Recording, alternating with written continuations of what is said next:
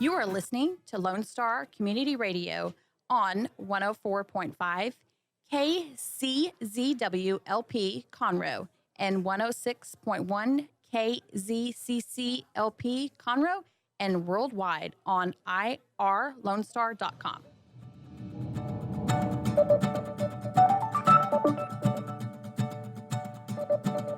Good morning, ladies and gentlemen. This is Rick Schissler.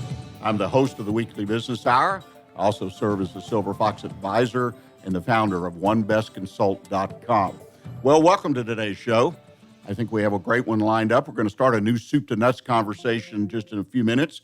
But I want to remind you that the show is sponsored by OneBestConsult.com. That's a website, a business community that I started. It's grown in leaps and bounds. I'm so glad for that. And I encourage you to visit the site, and that's the number one, bestconsult.com. Join us. At the very least, you'll receive a weekly blog, some video tips, hopefully that'll help you run your business in a better, more efficient manner. But also you have a peer-to-peer group available there. So if you have a challenge, a question, something comes up, you can put it out there, and your peers will respond to it. And also, if you'd like to have a mentor that works with you on a regular basis, I'm available through the website. Again, I encourage you to go number one, bestconsult.com. Well, at this point, it gets real easy. We've got a couple of things, though, that I need to remind you before we get started. First of all, the show is broadcast live on YouTube. So if you want to watch as well as listen, then join us on the Weekly Business Hour page on YouTube. Right now, we're live. And a reminder, if you have a question, you have a comment, even a criticism, send it to me by email during the show or after the show. Email address, again, is real easy, onebestconsult@gmail.com. I enjoy those comments.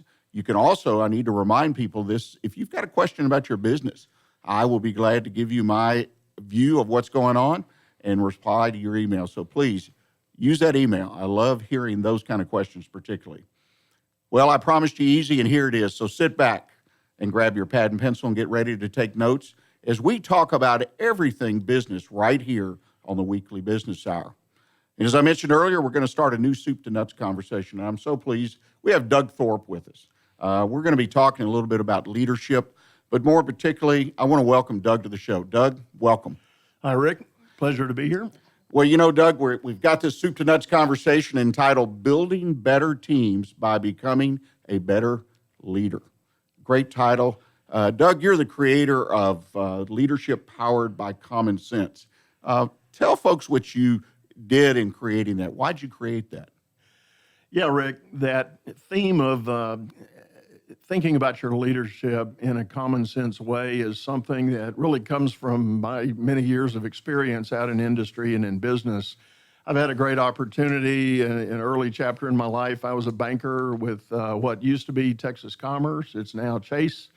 And I had the privilege of working with probably hundreds of customers, businesses of all kinds. We were predominantly a commercial bank at the time. I got to see entrepreneurs and business owners struggle with all the challenges that you can imagine. So what I realized over those many years is a lot of times solutions aren't complex. They can be pretty simple and often downright common sense. So about 10 years ago, when I started specifically coaching clients rather than consulting or advising in any other way, I realized that same principle still followed through. So I created a blog, and that is the tagline for my blog, Leadership Powered by Common Sense, and told that story all the way up to today. So. Well, that's also part of what I do is common sense, because I grew up in the business world from the time of birth, and it's something that people miss, the common sense aspect of business. But let's dive into this topic, though. This is really exciting stuff to me, and it's about building a team and so on and so forth. We're going to talk to you about this, but the successful team starts with, I would say, probably key leadership. In this case, we have a lot of business owners who listen to the program. Tell us a little bit about that and what some of the attributes of that key leader are. Yeah, Rick. Yeah. Starting to create an effective team does start with the leader. So particularly in the entrepreneurial space, you've got a guy that or lady that starts a business. They've got a great idea, but pretty soon they discover they can't do it alone. So they start reaching out, bringing people into the fold. And surprise, surprise, you've just started creating a team. And whether you think of that team in a real hierarchical way or just simply the circle around you, you are the leader of that team if you're owning that business and trying to make it go. So the effectiveness of that team does come back to you as that owner and entrepreneur. You have to align your own skill sets as a leader in order to get the most out of that team. And, we can talk about the basic attributes of leadership, things like having a vision, having your focus and transparency with the team, and begin to build all that. But we'll talk about that in more detail as we go here. Well, that's so important, and it's amazing to me that people say, I'm going to start a business. I talk to a lot of people, just sit down and I'll give them an hour of my time, and in fact, half of them I typically dissuade for various reasons, usually financial, but they all of a sudden may have been involved in a large organization like you early in your career. Now, all of a sudden, they're the boss. They're everything. Right. And I find a lot of people lacking those leadership skills, even basic, to build that team you're talking about. What's your advice to those people starting from day one? Well, you're absolutely right, and that's the very reason I've created a whole sort of subset in my coaching to not simply focus on the individual owner, leader, senior executive, but to make them realize that their highest and best use is guiding that team around them, building a stronger, better, more productive team. And if they've never had that kind of experience leading a team, boy, there's an education to be found. And some of the best ways I tell people, if they got to jumpstart that, if they don't have an idea really, they need to first focus on some leaders that they know of, maybe perhaps people they've worked for in the past that they admire and respect, and start cobbling together a picture of good leadership. And the easiest thing to do is start copying some of that, start doing those things that you remember those people doing. Well, like I say, so many of them become, I believe, when I talk with them, and then some of them I work with, they're just not prepared for that. It's such an important function and an ability to develop. Right. Well, let's talk about building the teams. How are teams formed? Well, that's an interesting question. So there are a couple of predominant combinations of the way things do. Talking about the entrepreneur that's just started a business, and as I mentioned earlier, if they find themselves needing more people around them to get the job done, then they go out and hire or recruit people. So that is probably the traditional way, certainly for small and mid-sized businesses, how that begins to happen. In slightly larger organizations, what can happen is the CEO decides he's going to reorganize something. He picks a lieutenant to go run a team. That lieutenant finds himself with a group of people he maybe doesn't know, or frankly, in some cases doesn't like, and all of a sudden they've been anointed as his team. So that's certainly a different kind of challenge, but a challenge nonetheless. Well, when you back to what I was talking about, the entrepreneur starts a business, so he hires that first person. He's got a team. Of course, that the changes that take place in that environment are obvious. But as you build a team of 2, 3, 4, 5, and so on people, what are some of the changes that take place as that team comes together? Well, I've seen it happen over and over again. In the entrepreneur scenario, there's that pride of authorship. You've got the vision for why you started the company, and delegating that, or what it feels like giving up part of your control of that vision when you start adding other people, giving it up and delegating is the effective way to make that team perform. And you have to create in yourself a trust and willingness to do that delegation. And you can get derailed pretty fast if you start saying to yourself, well, I don't trust this person with this task. Well, then you probably made a bad hiring decision. Yeah, it all comes back home to roost, and that is one of the most common challenges I see with anybody building their business is giving up certain tasks, responsibilities, and comfortably doing it. And I think sometimes they overlook the importance of making the hire that they will trust. Is that a fair? Absolutely. Absolutely. It's just amazing what folks do. Well, we got a manager beginning to build the team, or the owner in the case of a small business. What are the kind of things, why do they fail at this? I think springboarding off of what we just said, I think as we hire our team members, we need to be sensitive to diving in and learning about their skill sets and their real abilities so that you can start leveraging the attributes and skills that you've hired. And you may discover in a brand new hire, you thought you hired them for X, but they're really good at Y. And now all of a sudden, if Y is a good element of your new company, then maybe you reassign them and give them more of Y and not X that you hired them for in the first place. So the point there is the owner needs to do something to really learn the people you've got. And in a smaller team, obviously that's easier to do, and but something that is frequently overlooked. Well, it makes a lot of sense. Again, when you hire that person, you've got to have a mindset, I believe, that, hey, they're going to take over this, or I would like them to take over X. We'll start with Y and try to develop them. And so many times we just hire someone because they'll fill that first step and not necessarily have the ability to fill that second step. Have you found that to be true? Yes, absolutely. And we find ourselves, and I myself, I definitely have firsthand experience trying to run a small business. I had a business in 2003 and had 35 employees, but growing to that level was a stair-step process. And I'm not ashamed to admit I didn't do it all that well in the first couple of rounds of hiring. I went through a lot of people trying to find the ones that could really contribute to my team and ones that I could trust with that delegation and giving up of my part of it. Well, we got a brand new manager, a brand new business owner. What can they do to get the best results? I mean, you've got all that experience. What have you learned that they can do to, say, make fewer mistakes? You know, that's a great question. And I just recently read one of my coaching colleagues' materials. He's got an acronym that he calls FAST, and it stands for Focus, Accountability, Simplification, and Transparency. And I think that's a great summation of really the key things that a new leader and a new owner has to do with building a team.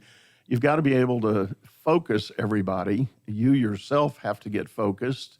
You can't be chasing bright, shiny objects, changing their priorities every day. You've got to get your plan in position and then share that vision and share that focus with your team and create some levels of accountability. Let everybody know what your expectations are for what they're going to do on your team and how they can contribute to the success of the organization.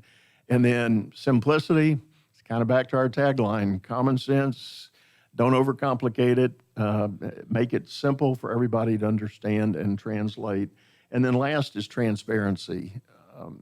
You as the leader of that team, you can't have any artificial walls built up. You've got to be able to be connected and in the moment with your team as things unfold. How important is it, though, in your opinion, to be right there as they unfold and being responsive? In other words, communication. How important is that to the success? It's very critical, and it does go back, and that's why I like that acronym, FAST. Being able to be accountable yourself and demonstrate accountability to your team by helping establish reasonable, achievable expectations. And then all of those should be tied back to your vision. They should be tied back to the focus. And too often I see entrepreneurs that have a genuine great idea, but they take so much pride in that authorship, they don't allow anybody else to contribute anything to it. And if you've hired the right team and given them some latitude, set some expectations, you might just be surprised at how great they can contribute to expand that vision or grow that vision. Right. I don't think that you can really grow it without having folks help you along the way. So that's interesting. Ladies and gentlemen, we're to our first break. Believe it or not, we've already burned up about 15 minutes of this soup to nuts conversation. I ask that you please stay with us. We're going to come back and continue this discussion and conversation with Doug. And I'm going to ask him to share with us his 6 steps to building a highly effective team. So stay with us. We'll be right back.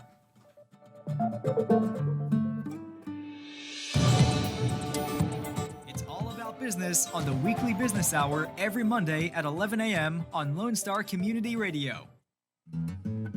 Lone Star Community Radio is looking for those who are interested in hosting their own talk show with monthly and weekly slots available in Conroe's FM 104.5, 106.1, and on irlonestar.com. Start your own podcast, create your first YouTube channel, and be on TV. Contact Lone Star Community Radio online at irlonestar.com or call the station message line at 936-647-3776 to take your first step into the radio world.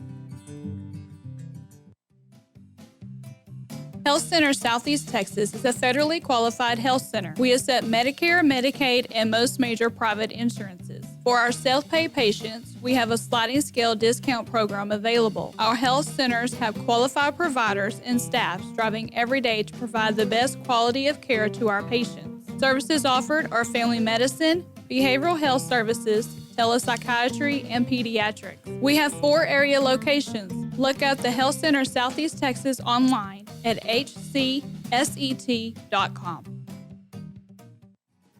Listen in Mondays at noon to hear Conroe news from local nonprofits, businesses, upcoming events, Conroe Park events, news stories, and information that matters to you with your host, Margie Taylor of Taylorized PR. For more information about being a guest, visit irlonestar.com/Conroe Culture. Not sure who to turn to when you have a problem in your business? Listen to the Weekly Business Hour on Lone Star Community Radio.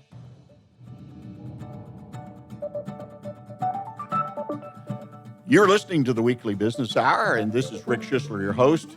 We're having a soup to nuts conversation today with Doug Thorpe. Doug is talking to us about how building better teams by becoming a better leader. Well, Doug, when we went to break, we'd kind of gone through some scenarios, talked a lot about the beginning for either a new manager or a business owner and the kind of challenge they have in building that team from that first hire and so on and so forth. But you've come up with 6 steps to building a highly effective team, and I really like to take some real time and set these out because I think they're wonderful, wonderful guidelines for people as they build a team. So let's kick off and talk about the first one. Yeah, you bet. What we've got here is, as you said, I've developed a 6-step plan, and really it is ultimately about building trust. Let me give you a backstory real quick. One of the great models of corporate giants, Google, did a 2-year study of their highest performing teams. They called it Project Oxygen. You can Google that, no pun intended. But there's a lot of great information in there. And what they found, the number one attribute that contributed to the most success of their best teams was building an attitude of trust. They called it psychological safety. I guess that's their political correct way of doing it. But if you read the report, it comes down to the trust factor. Can team players trust each other? Can they trust the leader? Can the leader trust them, et cetera, et cetera? And it becomes a kind of a cycle of success. So I've broken down that cycle into 6 steps. And by the way, if you have access to the website, you can look that up. We'll pull that chart up here, and you can follow along with me.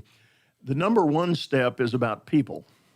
And if you think about it, when you hire an employee, the first question in their mind is, do I even want to be here? Do I feel good about coming on board here? It's part of their decision process to accept your job offer. But even once they're in the seat, as they learn things about your business, they're going to be asking themselves that question, do I even want to be here? So that's really the starting point of addressing that. And as a manager, you have to know that that question's on the mind of your people. So you've got to do some things to work to overcome that, get them saying, yes, I want to be here. That leads to a second question, and you can kind of think of this maybe as building blocks in a hierarchy sort of thing. But the second question is purpose. They start asking the question, what is this team trying to accomplish? And that's where, in the first segment, we talked about focus. They have to understand the vision. So the leader has to share that purpose with them, has to get them to have clarity about it so that they can make a commitment to it. Let me ask a quick question here, to kind of interrupt you on this. In the purpose, it strikes a chord. I'm going to use a very simple example. I'm an entrepreneur. I've opened a Main Street business, front door, retail, and I hire my first employee who's going to work that counter, going to interact with my customers. A very, very important position. I think a lot of times entrepreneurs, though, overlook that. But sharing the purpose with that person who's going to work the counter, customer service, clerk, so on and so forth, how do you share that successfully when you bring in an hourly person? And because I think you need to do it to make sure they understand more than how to work the register, how to check people out, how to answer the phone. Yeah. Great point, and I agree with you totally. I guess I'll answer that question with a story of my own. Recently, my wife and I were out shopping, and we were in a Pier 1 import store. And the salesperson was incredibly keen with customer service, just very effusive, bubbly, personable, ready to answer any question we had. And I couldn't resist. After we had spent some time in the store, I went back to her and I said, let me ask you a question. I said, I'm a business coach, and I couldn't help but see your attitude and your approach. You work for a, not big box store, but you work for a retail chain. Where do you get that? What do they encourage you to do that? Are you trained to do that? What do you do? And she said, well, truthfully, it starts with me. I just believe that's what I need to be doing. And whether I worked here or somewhere else, I'd probably do that. And I thought, So that's about hiring. That's about finding that gleam in somebody's eye when that's the job you've got for them to do. And she said, yes, we've been trained on some things. I said, well, what's the key to that? What keeps you motivated? And she said, it's pretty simple. We're competing with e-commerce, and we're a brick and mortar store. If we don't give you this kind of service, you'll just go sit at home and be online shopping. But if we can give you this experience, you'll probably come back. And I said, yeah, you're absolutely right. It makes a lot of sense, and that's a wonderful story. Well, what's the third attribute in your trust? Yeah, so the third attribute has to do with the plan. And once you've understood the purpose, your team needs to now see the plan, and that's the how question. How are we going to get this done? How can we go from A to B, and what does that look like? And again, part of it is a critical judgment in the mind of the team member. They're saying, can I buy this? Does this make sense to me? Or is this just a ridiculous reach that is not going to end well? So as the leader, you've got to be able to lay out that plan, and you've got to let the team have a critical eye on it, give you the feedback that's appropriate to adjust the plan and make it doable by the team you've got. So you've got the plan, you've got the purpose, you've got the people. Now what's next? Pretty logical, isn't it? Pretty logical. It's practice, or a lot of coaches like to use the execute word. Can we go work on this? Can we deliver what's been done? And as you get into practice, then you can ask yourself, what's working, what doesn't work, what do I need to change, what do I need to adjust, what's my latitude for adjustment? So this is where, as a team, we get into all the elements of empowerment by the employee. Does the boss give you the permission to go do things on your own? Do you have levels of self-initiative that you can exercise? Is the atmosphere of delegation about permission and protection, or is it punitive? So that's where the practice kicks in. Well, we've got a couple minutes left. You've got two more attributes, which I think are very important. Yeah. What are they? Hit them real fast. Number 5 is performance. Again, all these questions come from the mind of the employee. The question is, how are we going to be measuring success? Is the measurement system fair and equitable? all the emerging statistics tell us the millennial workforce doesn't want annual reviews. They're not going to wait for them. You got to give them more instant feedback on how they're doing and what's going on. And then number 6 is the payoff. You know, when we do all this work, boss, how are we going to get rewarded? Is it compensation or is it achievement? As I was driving over here this morning, I thought about the idea, payoff can come it's not all about money and financial reward. I've done a lot of work in the past with nonprofits, and our payoff is seeing lives changed by the programs we're providing. So payoff can come in a lot of different ways, and contextually, whatever that is for your organization or your team, the payoff has to be clear, and it has to be awarded and rewarded. You put all these together, what you're striving to do is build momentum for your team. And when you've got all these hitting on all 6 cylinders, you will find there's an incredible level of trust among all the players. They can, as these questions come in their mind, they can help answer those questions between themselves, and they don't always have to come to the boss to get the answer for it. And you have this psychological safety in coming together as a team and working together. Well, those 6 things, I think it's a wonderful opportunity to people to look at what you have the website page and understand this. Go back through them real quick, kind of summarize them for us the next minute or two, so we can kind of plant those in everybody's mind, because this will be a basis for what we talk about in the future conversations. Yeah, so they are all P words. People is the first one, your employee asking the question, do I even want to be on this team? Number 2 is purpose. What's the team trying to accomplish? Number 3 is plan. How will the team get this done? Number 4 is practice. What works and what doesn't work? Number 5 is performance, how to measure the success we are trying to achieve. And number 6 is payoff. What will the reward or the outcome be? And like you said, the payoff doesn't have to be monetary. Doesn't have to be monetary. Yeah, I think there's a lot there, even for-profit businesses. So, Doug, I really appreciate you taking time to join us for this first conversation. Look forward to having you come back in a second conversation next Monday. If people want to get in touch with you, ask some questions about what they heard today, or talk to you about some coaching, what's the best way for them to do that? Best way to do it, Rick, is on my website at Doug Thorpe. That's THORPE.com. That is my blog page, and I've got a lot of information there about these coaching programs and others. So that's the fastest way to do it. Well, it's great information. I encourage you, if you're listening, to take a look at that webpage, if nothing else, about the team trust model. It's really got some thoughtful things put in it. Maybe create your own model if you need to, but it's a great step-by-step tool, I think, to help you build a better team in your business. Well, ladies and gentlemen, I hope you'll stay with us. We're going to be back in the second half of the show. What we're going to do is, first of all, I'm going to do a quick recap of the 3-part series conversation that we just started today with Doug on building better teams by becoming a better leader.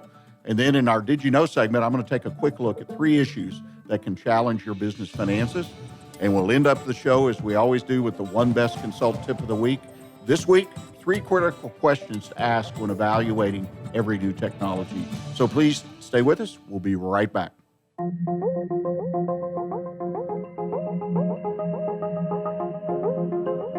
It's all business talk on the Weekly Business Hour every Monday at 11 a.m. right here on Lone Star Community Radio. Don't forget to download the Lone Star Community Radio app from your Google Play or Apple Store. Bring Montgomery County's community radio with you anywhere with your smartphone or tablet. If you are in the Conroe area, tune in on FM. That's Conroe's FM 104.5, 106.1. If you are on the computer, bookmark irlonestar.com as your internet radio station. A Lone Star Community Radio, broadcasting 24/7 from the heart of downtown Conroe, Texas. Hispanic Chamber Connections with Dr. Carlos Sanchez, President of the Woodlands Conroe Hispanic Chamber of Commerce, featuring event announcements, member highlights, and more. Tuesdays at 1 p.m., broadcasting from the heart of Conroe, Texas on irlonestar.com and Conroe's FM 104.5, 106.1. What is homelessness? Have you seen parents struggle to find a job without having transportation or childcare? What about the children sleeping in cars with nothing to eat? Families shouldn't have to struggle to survive, and children should not be homeless. Family Promise of Montgomery County serves the needs of homeless families and their children. Learn about ways you can help and learn about partnership opportunities at www.familypromiseofmc.org or call our day center at 936-441-8778. Not sure who to turn to when you have a problem in your business? Listen to the Weekly Business Hour on Lone Star Community Radio. Welcome back. You're listening to the Weekly Business Hour. This is Rick Schissler, your host. I'm a Silver Fox advisor as well as the founder of OneBestConsult.com. I want to remind you that if you missed part of the first half of the show or you want to re-listen to it, it's available.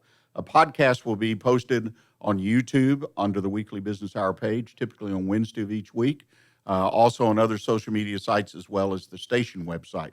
So please listen to the podcast and, more importantly, perhaps share it with people. Share the information you have that you found valuable, fellow business leaders, with your employees, your management. We hope to hear from you as well. Please let us know through our email what you think about what we're doing. Again, that's onebestconsult@gmail.com, and OneBest is the number 1, bestconsult.com. Well, first of all, ladies and gentlemen, I'd like to recap the conversation we just had with Doug Thorpe. As I mentioned earlier, this is the first of a 3-part conversation with Doug about building better teams by becoming a better leader. In my first observation of what we discussed today, I'd like to make sure that you who are out there that have what we'll call the smaller businesses, where you have 1, 2, 3, 5, 10 employees, you are building a team, and I hope you picked up on that today. When you hire that first employee to work for you, my example in our discussion with Doug was about a retail business on Main Street, but it applies to any business. You hire someone to answer the phone. You hire someone to work in the back and produce something. You are starting to build a team. And if you'll take some time and think about the person you're hiring, it's not someone just to fill a slot. It's not just someone to take a little bit of burden off you, doing things that you don't now have to do. You're building a team, and it's important that you approach it, in my opinion, very important, not only in the hiring practice, but when you onboard that person the first few days. You heard Doug talk about, people are wondering, okay, how do I fit in here? What am I doing?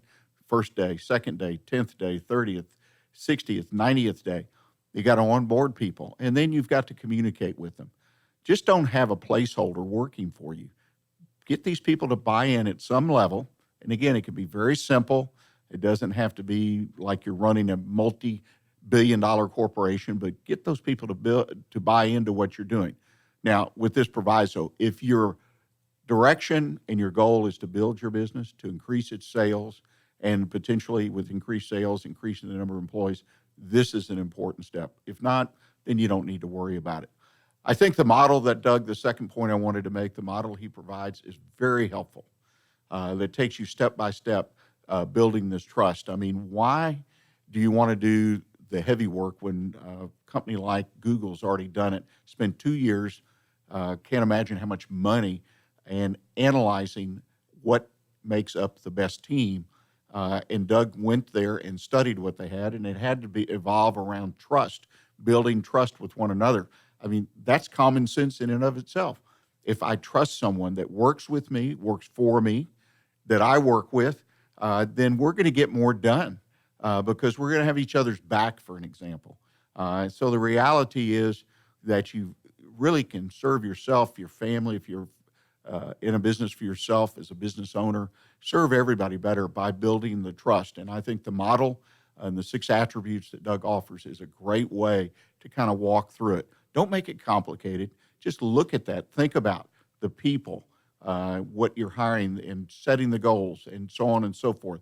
That model that we looked at that's available at his website, dougthorpe.com, is a great way to kind of give you a roadmap, if you will, to walk through in your own business and make some sense out of it and build the team, starting with 1 and then moving on to 2, 3, 4, 5, wherever you're going to take your business. It's a great model to build success for you and your business. Well, we're going to take a short break now. When we come back, I'm going to offer in my Did You Know segment 3 issues that I believe challenge your business finances. So please stay with us. We'll be right back with you. It's all business talk on the Weekly Business Hour every Monday at 11 a.m. right here on Lone Star Community Radio.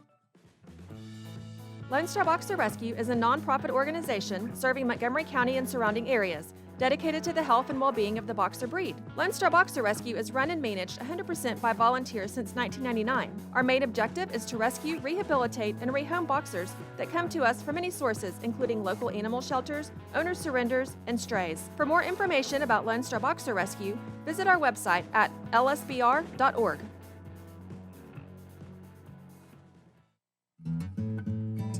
Lone Star Community Radio is looking for those who are interested in hosting their own talk show. With monthly and weekly slots available on Conroe's FM 104.5, 106.1, and on irlonestar.com. Start your own podcast, create your first YouTube channel, and be on TV.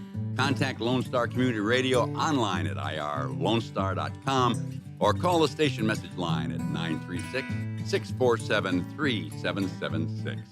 Hey guys, this is Connor. This is Dick. This is Chris. And we're with the Ticket Stub Podcast every Thursday live at noon on 104.5 and 106.1 FM in the Conroe area. Also, anytime at irlonestar.com. You go to irlonestar.com/TTS. You can find all of our social media. And don't forget, we give away 2 tickets to the Grand Theater on every show. If you like movies and you like complaining or celebrating anything that has to do with the silver screen, check out the Ticket Stub Podcast and join us every Thursday at noon o'clock on Lone Star Community Radio. For business ideas and news you can use, join us on the Weekly Business Hour every Monday at 11 a.m. on Lone Star Community Radio. This is Rick Schissler, your host. You're listening to the Weekly Business Hour, and we've come to that part of the show that I call Did You Know? In this segment, I'd like to talk about Did You Know that there are 3 issues that can challenge your business finances. Many times we're running our business, we're successful in our own eyes, we're meeting the goals that we set, and the finances of the business, they're there, and they're an important part, and it's a part of your business that I have found people sometimes just take the eye off the ball. But I have found 3 major issues that challenge your business finances. There's many others, but these are 3 that I encourage my clients to focus on. The first one is you must manage any debt you have. If you have debt, and almost every business I've ever worked with has debt. It could be credit card to debt. Even if you pay it off month to month, it's still a debt, and you've got to make sure it gets paid off at the end of the month. But most businesses have some other kind of debt. Either they've been financed into business by loans from family members, or the owner has lent the money to the business. So there's debt. And the key thing here is you need to manage that debt. Don't let it manage you. And there are 3 things that I feel are important action steps you can take. First of all, make sure you have a repayment plan. You're going to start a business or you have an ongoing business, you make a loan to the business, and just because that loan perhaps, say, comes from you or family, you don't take the time to say, okay, how am I going to repay this debt? In other words, if I'm using that debt to buy assets, what is that going to do to revenue? What's that going to do to profit, my margins, the whole shebang? But you need to develop a repayment plan. So whether you amortize the debt on a month-to-month or quarter-to-quarter, you still need to have a plan to repay that debt to yourself, to the bank, to anyone. So be sure you put that plan together so that you just don't borrow money to borrow money. That sounds funny, but it happens all the time. Use a line of credit only when you have a plan to pay it down. Too many times, lines of credit, major banks in the last 5-10 years seem to be willing to give almost any business $50,000 line of credit, and then it goes up from there. Be sure you have, again, a plan to repay that debt. Pay it down if you can. When you draw against it, know how you're going to pay that draw back. Nothing wrong with carrying a balance in your line of credit, but it's like a balance on a credit card or any other kind of debt. It comes due, and you need to have a plan. Part of your business plan, part of your success is being able to know when to pay that line of credit down. Again, they seem to offer this $50,000 line to anybody and everybody, and the next thing we know, we're drawing down on that line and using that money for things that really don't need to happen in the business. And the third thing I like to talk about is know when to stop taking on debt for your business. Many times folks kind of get their backs up against the wall in their business, they're hurting, and they keep borrowing money. They keep putting money in the business. Good money after bad money, an old expression of what you're up to. You need to know when you reach the point and be willing to admit it to stop taking on debt to keep your business alive. The second thing I have that I offer, I think is a major issue, you need to have a financial plan and stick to it. You need to, one, prepare for the worst. We had a guest on recently, Hank Moore, back in May of this year. He talked about crisis management. He talked about planning. If a hurricane hits, what happens? Again, I don't think these plans have to be multi-page plans, but you need to know financially what's going to happen if something really bad, inadvertently, could be weather-related, who knows, but plan for that worst and be prepared. If the worst happens, this is how my business is going to survive financially. Otherwise, you'll end up out of business. So prepare for the worst. Second thing, set measurable goals. You need to have measurable goals. It's not wait till the end of the year, and if there's money in the bank, we made a profit, hey, we did it. Set some goals as you go along. Build your business brick by brick, piece by piece. Set a strong foundation and set those measurable goals so that you know when you get to this one, it's on to the next one. If you don't get to a goal, be willing to admit that and decide what needs to change or be adjusted to get there. And then thirdly, I think it's very important, tie your financial plan to your exit strategy. You know, if you've got an exit strategy that's out 5, 10 years or more in the future, where does debt tie into that? I mean, borrowing to get out 10 years, or are you borrowing to get out 5 years? It can greatly influence when you take on debt, how much debt, what kind of debt, if you take a look at your exit strategy and understand your repayment plan and its impact on your exit strategy when you seek to sell or transfer the business. And last but not least, you spend only when it directly helps the business. My example of that is spend for needs, save for wants. And what I'm talking about is, say you have a vehicle in your business. Many businesses have a vehicle. Either the owner drives one or they have a truck or trucks for delivery. And they say, well, we'd like to get a nice new shiny truck because it presents a great image, put our logo on it, and so on and so forth. Wonderful idea. But do you really need that new truck at this point in time? Or is it something that could be delayed 6 months? Could you have the motor rebuilt? I was talking to a potential client the other day, and they take where they replace the motor instead of replacing the entire vehicle at least once before they make that decision to replace the truck. Point is, don't take debt on till you need to. Now, again, there's a balancing act. If that truck is beat up and rusted out and looks bad and creates a bad image for your business, then you need to replace that truck.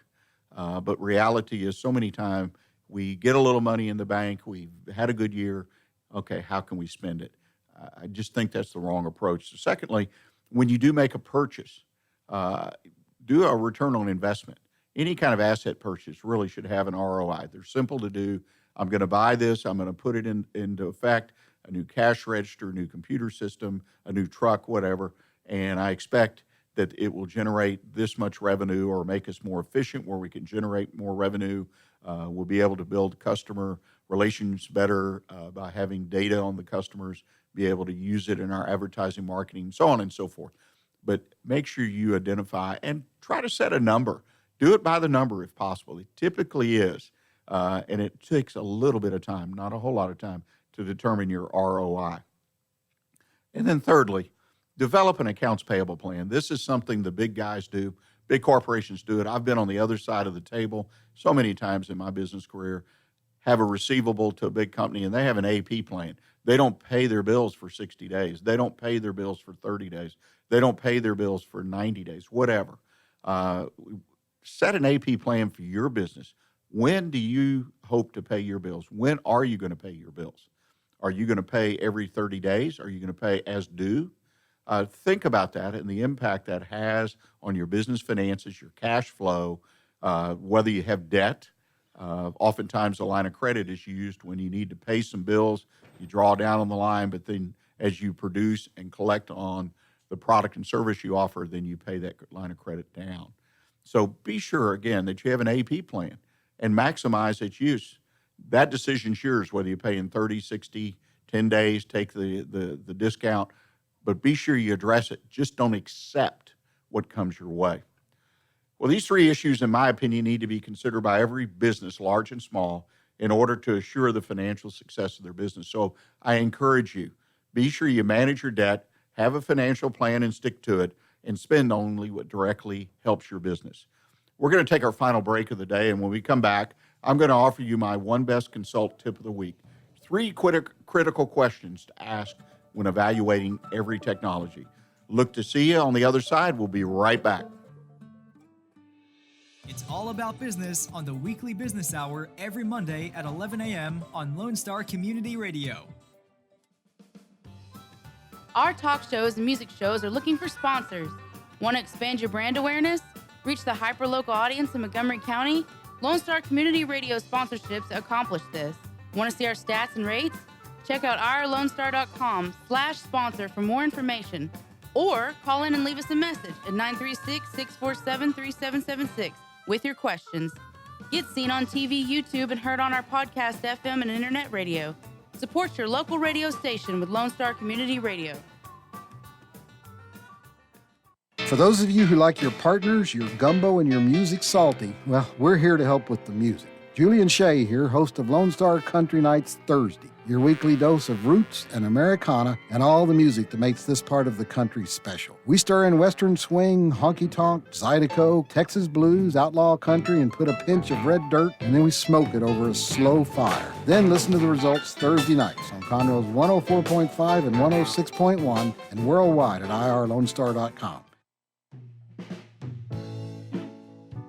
Are you interested in learning more about preparing quick, healthy, and safe meals for your family? Would you like to spend time with others learning tips and tricks, along with practicing and tasting nutritious food? If so, the On the Road to Healthy Living Mobile Cooking School is for you. Call Amy Ressler at Texas A&M AgriLife Extension Service at 936-539-7825 to find a class near you or volunteer to host a class. For business ideas and news you can use, join us on the Weekly Business Hour every Monday at 11 a.m. on Lone Star Community Radio. Welcome back. You're listening to the Weekly Business Hour. This is our final segment today. I'm Rick Schissler, your host. Before we get to our One Best Consult tip of the week, let me remind you, if you're listening, your business is located in the Montgomery County area, then we have sponsorships for the program. And I would really enjoy visiting with you. Just drop me a line at Rick, R-I-C-K, at irlonestar.com. Tell me you're interested in being a sponsor. I'll be glad to look at what the opportunities we have. And I, again, would really appreciate and love to have you as a sponsor of the Weekly Business Hour. Well, the Best Consult, One Best Consult tip of the week. 3 critical questions to ask when evaluating every technology. Well, let's face it, technology is not only everywhere in our lives, but it's everywhere in our businesses. I don't know that there's a day goes by that somebody connects me or shows me, or I'm reading an article that talks about a new technology that's out there that would impact one or more industries. And the impacts sometimes are positive, sometimes they're not so positive. Oftentimes it's overpromised, doesn't produce what one says. But I think as a small business owner, we're somewhat at a disadvantage because typically we don't have staff to help us evaluate technologies. We typically don't have an on-site IT person, for an example. Many times the IT people, even the ones that serve you under contract or whatnot to take care of your IT systems, they can help because they have a background not only in computers, if they're really good, but they'll be able to help you with any kind of digital technology, or they should be able to. The point I'm making to us as small business, to you as a small business owner, is these purchases and implementation of technologies in our business, okay, are becoming more challenging as we move on. The risk of failure of picking the wrong technology or not implementing it properly, it keeps going up for us in small business. You make a wrong choice, you hire a wrong provider to install it, and you've got a mess on your hands. And so it's critical. I think that the important thing to do, just like any major decision, is you develop a plan or a checklist. You can find information about this on the web, or you can contact me at onebestconsult@gmail.com. I'll be glad to provide you with some guidance on making a technology selection. And understand, we're talking about telephone systems. We're talking about IT, computers, computer networks. We're talking about systems, say, in your production facility that run machines, all kinds of systems for shipping. If you ship a lot out, all kinds of logistics systems out there that can help you do that more effective, more efficiently. Customer service. There's all kinds of systems that are available, technology that's available. Prospect systems that help you track the prospects your business has to do business. The first thing you need to do, in my opinion, the critical question you've got to ask before selecting any technology is not only evaluate the technology itself and how it potentially will help your business, but also evaluate the company that's providing it. You want to buy from a vendor, from a company that's solid, hopefully has a track record, and one that you definitely feel will be in business year, 2, 5 years down the road. Because let's face it, when you have an issue with the technology or it needs to be upgraded because times are changing, you've got to have a vendor to go to. And if the company is not there, then you end up with worthless technology. It happens all the time. Second thing you need to do is analyze what the actual impact will be on your business. Now, I'm not just talking about the machine technology that you put in your production line. Say you're in a machine shop and you buy a new tool and it's computer-driven and you can analyze that, well, we'll be able to increase throughput by 20% or 30%. That's great. But what other impact would that might have in your business as far as the efficiency of tracking what's being produced, material cost, so on and so forth? Does it plug into your production system, your computer program and whatnot that runs your production? Make sure the connections all fit before you make that purchase. Very important also that whatever technology you select, that the current workforce that you have will embrace that technology. Otherwise, it doesn't matter how much you spent. It doesn't matter that you've got the best vendor to install and maintain it. If your workforce is either incapable or unwilling to accept it, you've got a real problem. So I think it's very important that you get some input or at least understand your workforce and their ability, how much training it's going to take for them to adapt to this new technology. Ask yourself that question. And lastly, a question I think that it's very interesting is that you find a vendor who is willing to understand your general business. So many times we talk to vendors, not just in technology area, but in other areas, and they know their product or they know their service inside and out, typically, but they don't really understand your business. They don't understand how this product or this service will fit in your business. Will it work in your business? And I'm not just talking about your industry, but will it work in your business, your place in the industry? It's an important thing to have a conversation or two with the vendor. Give them some information about your business, what it's all about, where it started, what are your objectives, what's your mission statement, what's your vision statement, whatever it might be, but have a discussion with them so that you, the business manager, business owner, feel comfortable that they understand. Because I've seen it time and again that they come in with one technology solution, and if I can get them to take the time and understand our overall business, they turn around and adjust that and offer another technology or offer an add-on or take something away because it won't work in its highest, most sophisticated form in our business, in the size of our business. We won't get the ROI because the key is you want a technology that gets integrated, implemented, accepted by your employees, that produces results, that increases efficiency, that increases revenue, increases profits. These can be high goals. And oftentimes, particularly in small businesses, I see people overlook them and fail to check off. So it's very important. Make sure your vendor knows your business. Well, that's my One Best Consult tip of the week. And at this point, we're going to close out the show. I ask you to do one thing for me, or actually two things. First, put a note on your calendar to join us again next Monday, right here on irlonestar.com at 11 a.m., when Doug Thorpe will join us again to continue our conversation, building better teams by becoming a better leader. Look for a podcast of today's show on the Weekly Business Hour page at irlonestar.com. Also on Facebook, as I mentioned earlier, on YouTube, and also at our website, bestconsult.com. Again, thank you for joining us. And remember to stay in touch with what's happening in Montgomery County right here on Lone Star Community Radio. And until next week, the second thing I ask you is stay engaged and keep your focus on what counts in your business. Thanks.